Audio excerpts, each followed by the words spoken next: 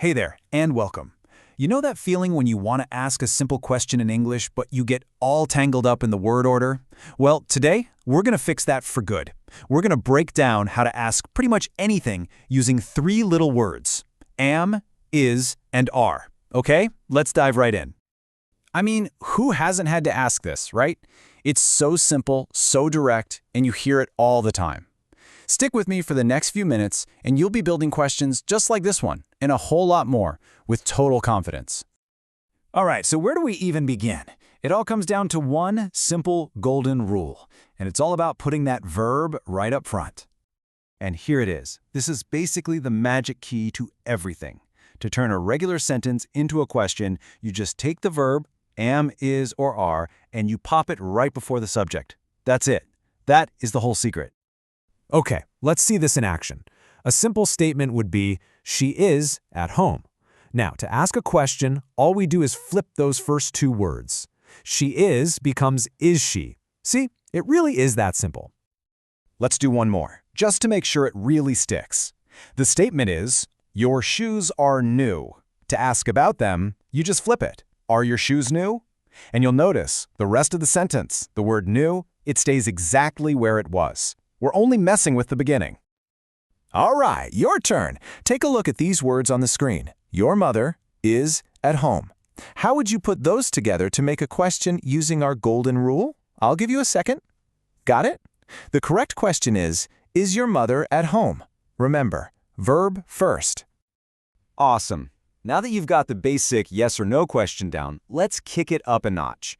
Because what if yes or no just isn't enough information? Well, that's where question words come into play. Think of these as your power tools for getting the real story.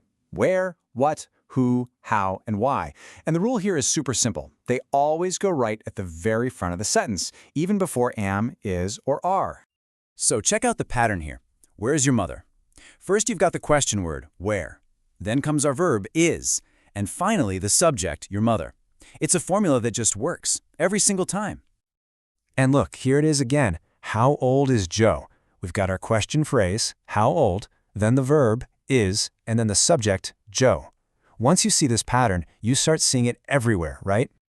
Okay, but here's a little pro tip. In real, everyday conversations, nobody talks like a textbook. We like to take shortcuts, so instead of saying what is, we just smash them together and say what's.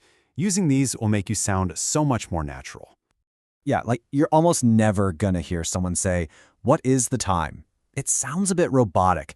They'll just ask, what's the time? It's faster, it's easier, and it's totally correct. All right, so asking questions?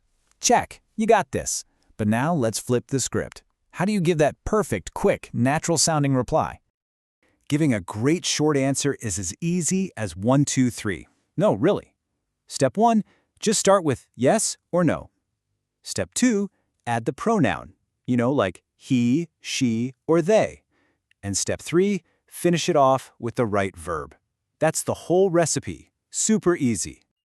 And hey, to make it even easier, here's the ultimate cheat sheet. This has every single combination you'll need. If the question is about you, the answer is yes, I am, or no, I'm not.